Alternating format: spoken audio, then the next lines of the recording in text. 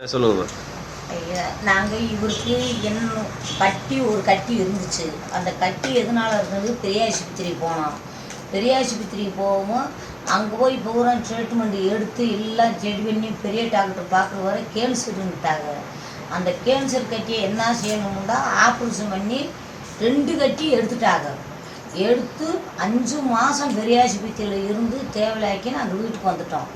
வீட்டுக்கு வந்து 2 மாதம் 3 மாதம் 2 மாதமே இருந்தோம். இருந்துட்டு அதுக்கு பிறகு ஒரு மாதிரியாகவே இருந்தார். என்ன அப்படி இருக்குன்னு கேட்டோம்.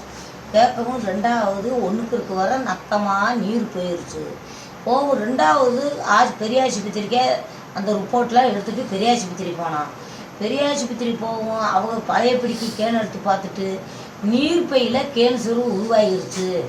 இன்னும் அதை கரண்டுதே வைக்கணும், இல்லை ஆப்ரேஷன் பண்ணவோ தோதுப்படாது அப்படின்றாங்க. கரண்ட் வைக்கணுன்ற வர வயசாகி போச்சு, அது வச்சாலும் சொல்ல முடியாது. இவருக்கு டேட்டு 1 மாதந்தே. அவருக்கு நல்லதை பழதை கொடுத்து நீங்கள் வீட்டில் வச்சுக்கோங்கம்மாண்டு அங்கேயே நரசம்மா எங்கள் வீட்டில் இருந்தம்மாட்ட அவர் டாக்டர் சொல்லிவிட்டார். அவர் இவர் வீட்டுக்காரர் பயப்படுவாருன்னு என்கிட்ட சொல்லிச்சு, அக்கா மாமாவுக்கு வேணுமென்றதை வாங்கி கொடுத்துருங்க, 1 மாதந்தே கெடுவு டாக்டர் சொல்லியிருக்காங்க அப்படின்னு சொல்லிட்டாங்க. சொல்லவுமே என் குழந்தை அந்த இப்போ அந்த சித்த வைத்தியர் டாக்டருக்கு பழக்கமானவர் இருக்குமோ அவர்கிட்ட போய் கேட்டு இந்த மாதிரி நான் அண்ணனை குணப்படுத்தி தரேன், நம்ம கையில் நல்ல டாக்டர் இருக்காங்க அப்படின்னு என் குழந்தைய சொல்லவும், 2வது போய் பாண்டி சொல்லவும், 2வது போய் அவரை வர சொல்லி நாங்கள் 3 மாதம் நாங்கள் அதை மருந்து சொன்னார்.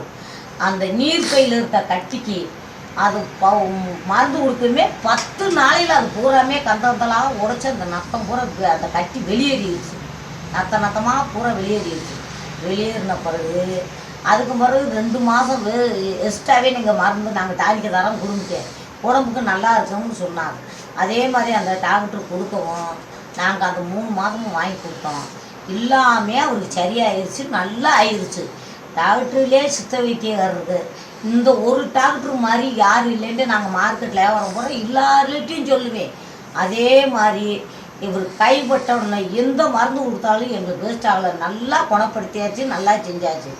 அதுதான் எங்களுக்கு கோடான ஓடி அவருக்கு நன்றி.